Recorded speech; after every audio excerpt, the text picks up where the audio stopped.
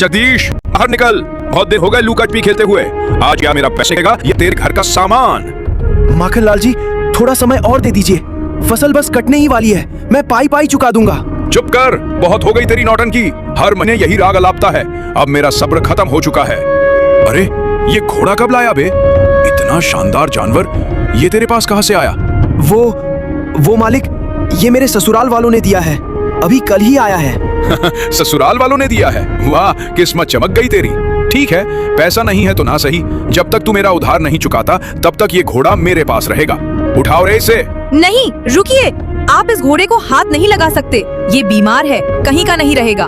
बीमार है तो मैं इसे ठीक कर लूंगा, पर ये जाएगा मेरे ही साथ। रुकिए माखनलाल जी, अगर आपको कुछ गिरवी ही रखना है तो मेरे ये गहने रख लीजिए। जब हमारे पास पैसे आ जाएंगे तब मैं इन्हें वापस ले लूंगी। लेकिन इस बेजुबान, मेरा मतलब है इस घोड़े को मत ले जाइए। मूर्ख औरत, इस मामूली घोड़े के चक्कर में अपने सोने के गहने दे रही है। सच में दिमाग ठिकाने नहीं है तेरा। जा लेकर आ गहने। चलो रे, आज तो चांदी हो गई। घोड़ा तो बोझ होता, ये सोना ही सही है। सुनो ए, अगले महीने फिर आऊंगा। अगर बाकी हिसाब बराबर नहीं हुआ तो फिर खैर नहीं।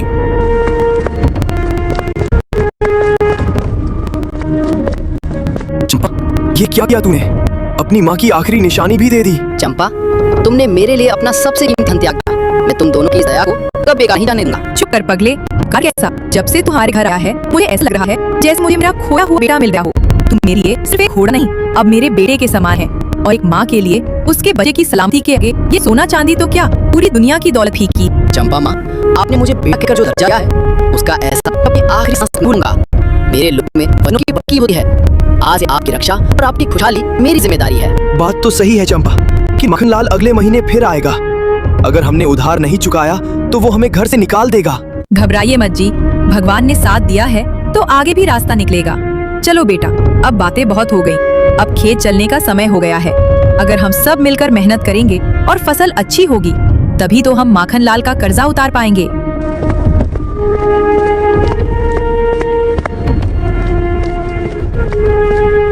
हे भगवान, मुझे माफ करना। बेटी लाडो, मुझे माफ कर देना। तेरे हाथ पीले करने की औकात नहीं रही इस अभागे बाप की।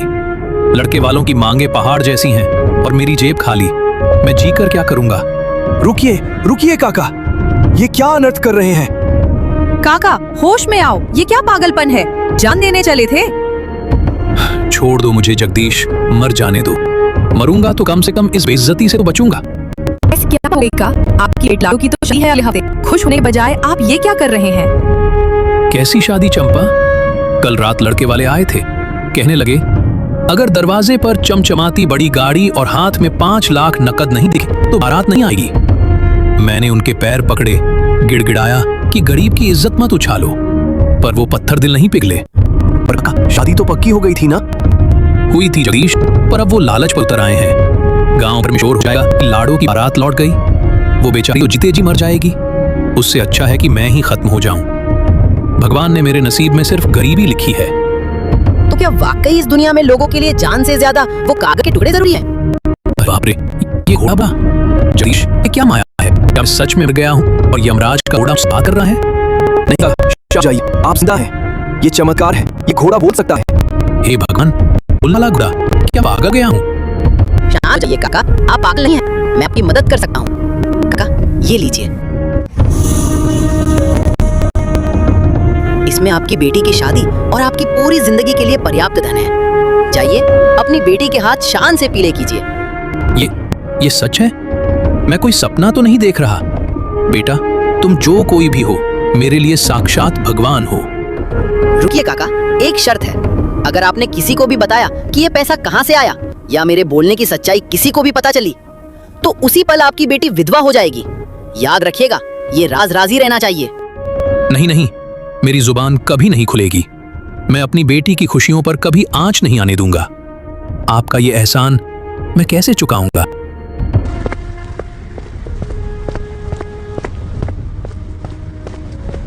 चंपा, मैंने अपनी आंखों से देखा पर यकीन नहीं हो रहा। तुम तो सच में चमत्कार कर सकते हो। हाँ जगदीश, मैं कर सकता हूँ, पर धन से ज्यादा जरूरी इंसानियत है। अब समझ आया कि चंपा ने क्यों कहा था कि तुम हमारे बेटे जैसे हो। चलो, अब खेत नहीं, सीधा घर चलो। आज की दोपहर बहुत भारी रही है। अब खेत नहीं, घर चलो, कुछ बात करनी है।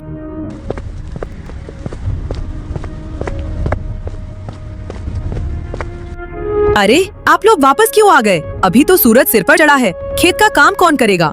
फसल नहीं काटेंगे तो कर्ज कैसे चुकेगा? अरे चंपा, अब खेत और फसल की चिंता छोड़।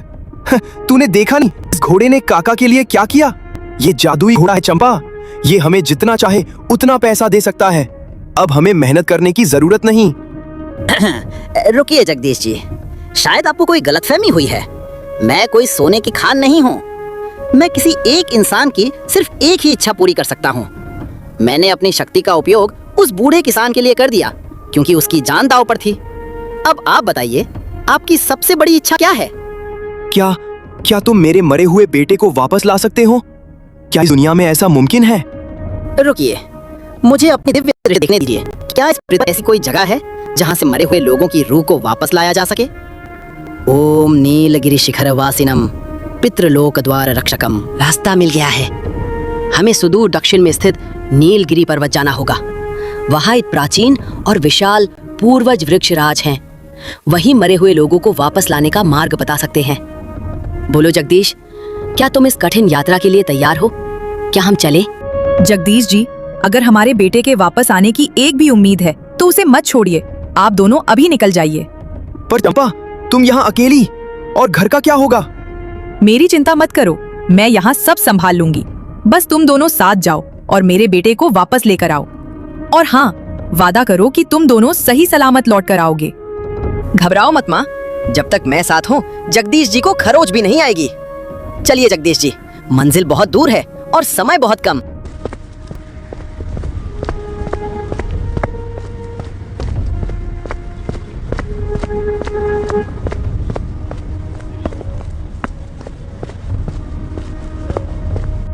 रुक जाओ भाई, अब मुझसे एक कदम भी नहीं चला जा रहा। पांव जवाब दे रहे हैं और गला सूखकर काटा हो गया है। नीलगिरी अभी कितनी दूर है? जगदीश जी, हिम्मत मत हारिए, पर मुझे कुछ ठीक नहीं लग रहा। मैं सूंघ कर बता सकता हूँ कि यहाँ हवा में जहर है। यहाँ कोई ऐसी काली शक्ति है जो नहीं चाहती कि हम आगे बढ़े। आहा, बहुत जानकार जानवर है रे तू तो। मेरी खुशबू पहचान तेरा। क्या लचीला और कोमल मांस होगा तेरा। और ये बूढ़ा इंसान, इसकी हड्डियां चबाने में तो बड़ा मजा आएगा। अरे बाप रे, ये क्या बला है? भाई भागो यहाँ से, ये हमें कच्चा चबा जाएगी। भागोगे कहाँ? इस जंगल की महारानी डायना की इजाजत के बिना यहाँ से परिंदा भी पर नहीं मार सकता। तू बोलता हुआ घोड़ा है, तुझे तो मैं अपने जादू के महल में सजा कर रखूंगी। महारानी डायना, हम यहाँ आपसे लड़ने नहीं आए। हम एक नेक काम के लिए जा रहे हैं। हमारा रास्ता छोड़ दो, इसी में आपकी भलाई है। भलाई? मेरी भलाई इंसानी मांस में है। बहुत देर से बहस कर ली, अब मरने के लिए तैयार हो जाओ। ओम वज्र चक्राय स्वाहा, दुष्ट शक्ति स्तंभनम कुरु कुरु, धर्म रक्षणाय घेरा प्रकटनम स्वाहा।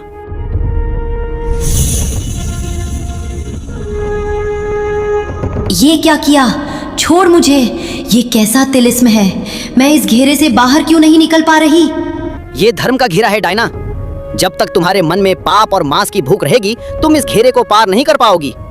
जिस दिन तुम अपने आप को पूरी तरह सुधार लोगी और दूसरों को सताना छोड़ दोगी, ये घेरा अपने आप गायब हो जाएगा। तुमने तो इसे बिना छुए ही कैद कर दिया। ओए, वापस आ। मुझे यहाँ अकेले मत छोड़। बचाओ।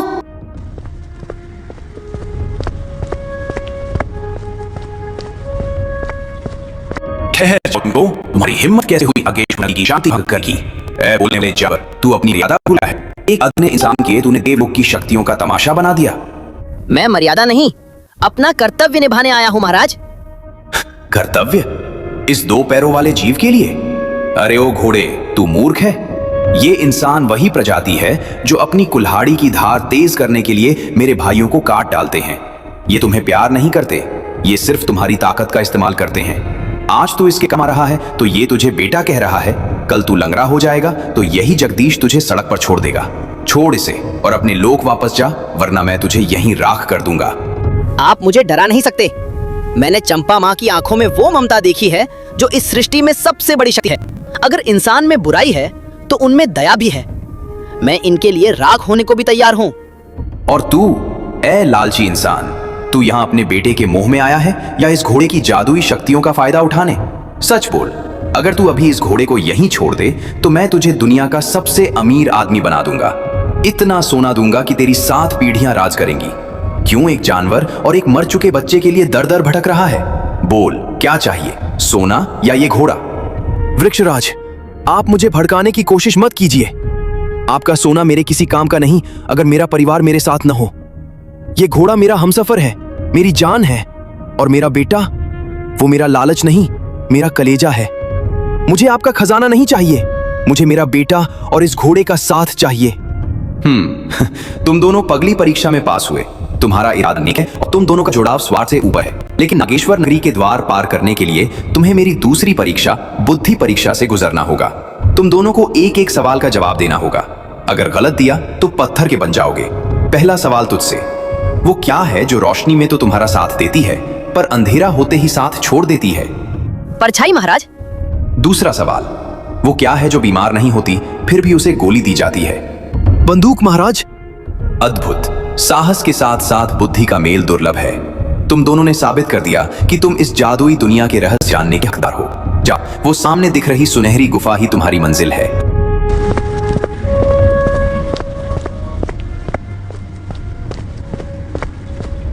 भाई, यहां पहुंच तो गए पर अंदर जाने में पैर कांप रहे हैं। क्या सच में इस अंधेरी गुफा में मेरे बच्चे की धड़कनें वापस मिलेंगी? हिम्मत मत हारिए जगदीश जी, अब डरने का समय बीत चुका है। यही वो जगह है जहां प्रकृति और परलोक की सीमाएं मिलती हैं। ये वही गुफा है जहां इंसान के दोबारा जीवित होने का वो रहस्य छिपा है जिसे सदियों से किसी ने नहीं जाना। इस रोशनी में एक अलग ही खुशबू है, बिल्कुल वैसी ही जैसे मेरे बेटे के कपड़ों से आती थी। यहाँ की हवा पवित्र है। यहाँ कदम रखते ही हमारे कर्मों का लेखा जोखा शुरू हो जाएगा। अब संकोच मत कीजिए, मंजिल अब बस कुछ ही कदमों की दूरी पर है। अब अंदर चलो और याद रहे, अंदर जो भी दिखे उससे विचलित मत होना। ठीक है, मैं तैयार हूं। अगर मेरे बेटे को वापस पाने का रास्ता यहीं से गुजरता है तो मैं मौत के द्वार तक भी जाने तैयार हूं।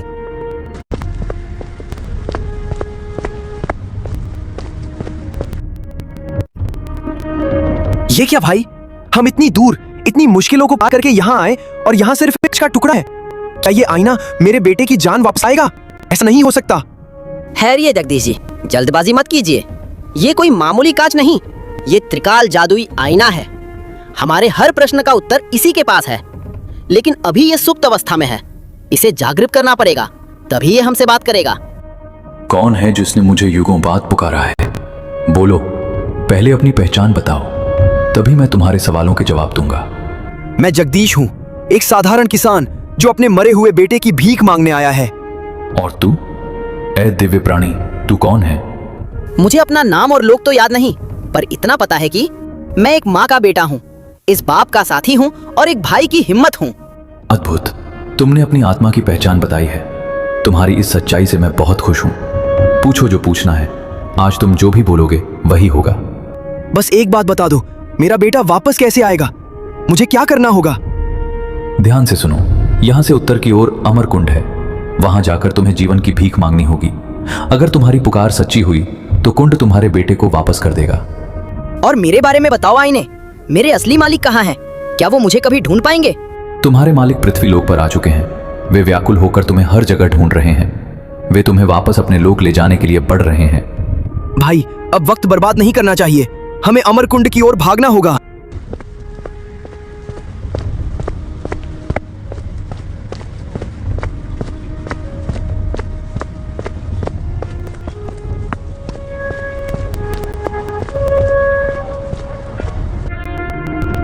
डरो मत इंसानों, मैं तुम्हें खाने नहीं आया। मुझे पता है तुम दोनों अमर कुंड में रहे हो, पर वहां पहुंचने से पहले तुम्हें मुझसे गुजरना होगा।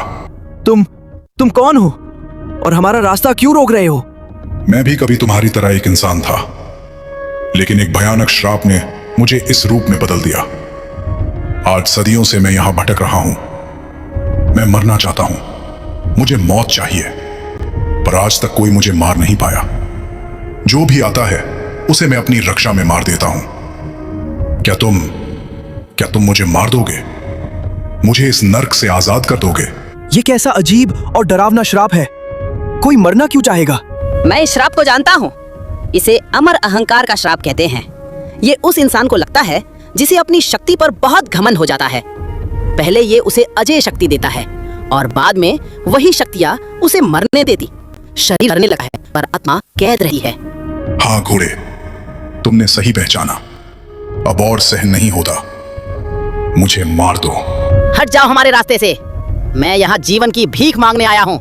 मैं नहीं चाहता कि मेरे हाथों किसी की जान जाए। मैं हत्यारा नहीं बनना चाहता।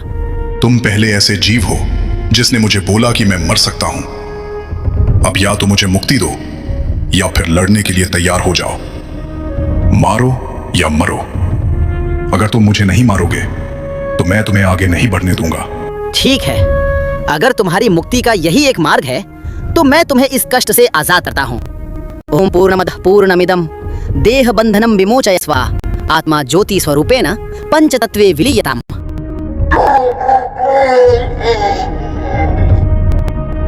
तूने अब मुझे मुक्ति दे दी। वध नहीं जगदीश जी, ये एक भटकती रूह का उद्धार था। चलिए, अमरकुंड अब यहाँ से बस एक ढलान की दूरी पर है।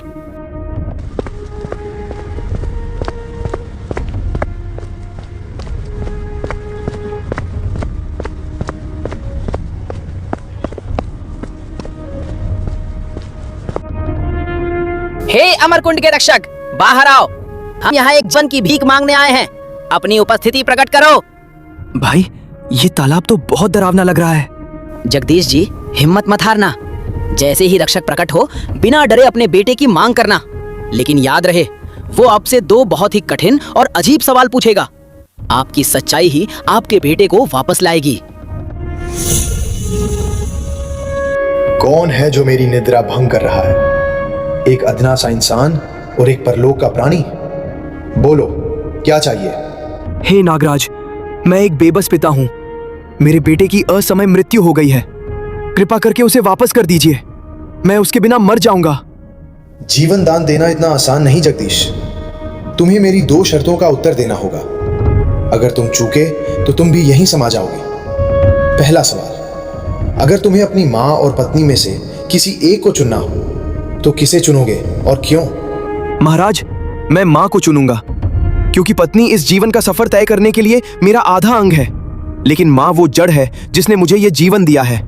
पत्नी के बिना मेरा संसार अधूरा होगा, पर माँ के बिना मेरा अस्तित्व ही संभव नहीं होता। जड़ रहेगी तभी तो टहनियां पनपेंगी। उचित उत्तर। अब दूसरा सवाल, यदि तुम्हारे बेटे को जिंदा करने के लिए इस घोड़े का, जो तुम्हारा साथी है, गला काटना पड़े तो क्या तुम मंजूर होगे और क्यों? नहीं महाराज, मुझे ये मंजूर नहीं।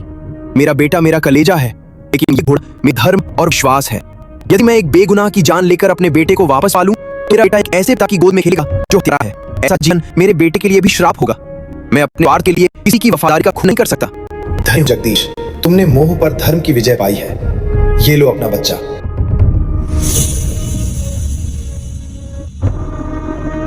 तुम्हारी सच्चाई ने इसे वापस कर दिया है। अब एक क्षण भी यहां मत रुकना। अपने बेटे को लो और यहां से तुरंत निकल जाओ। और याद रखना, पीछे मुड़कर मत देखना। अगर मुड़कर देखा तो वो फिर से पत्थर का बन जाएगा। जाओ।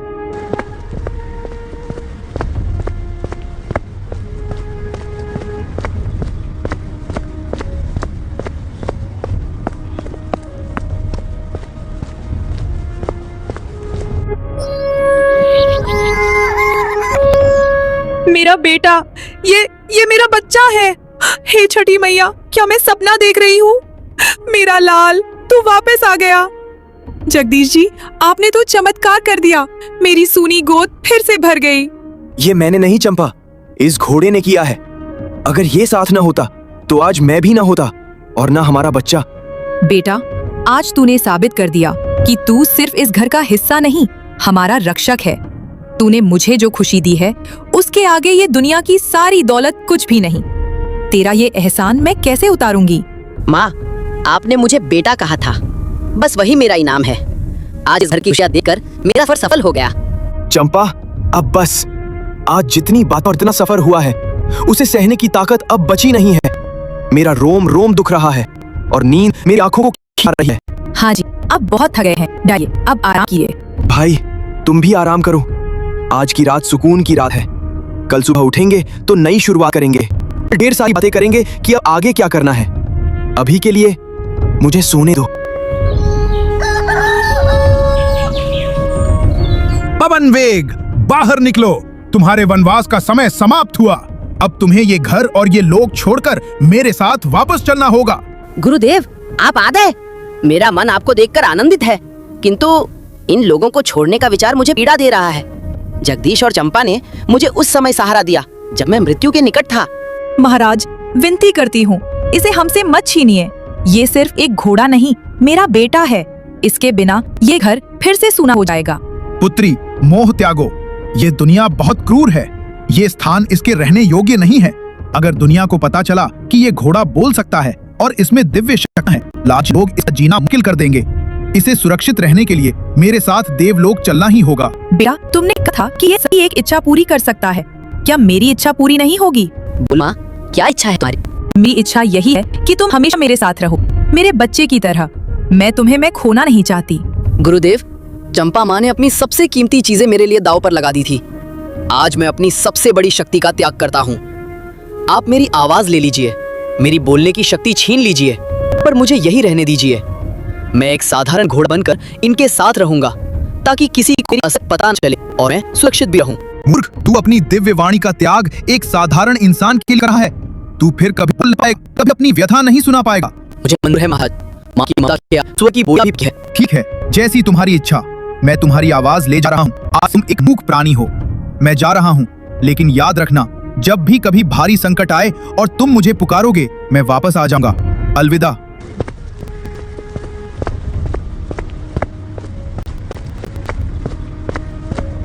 मेरा बेटा, तूने हमारे लिए इतना बड़ा बलिदान दे दिया।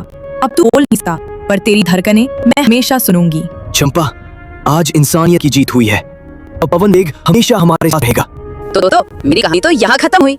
मैंने चंपा माँ और जगदीश जी साथ चुना, क्योंकि प्यारे में कोई जादू नहीं होता।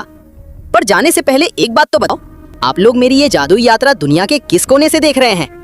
मुझे बहुत खुशी होगी ये जानकर कि मेरी कहानी कहाँ कहाँ तक पहुँची है। जल्दी से कमेंट में अपने शहर या गांव का नाम बताओ।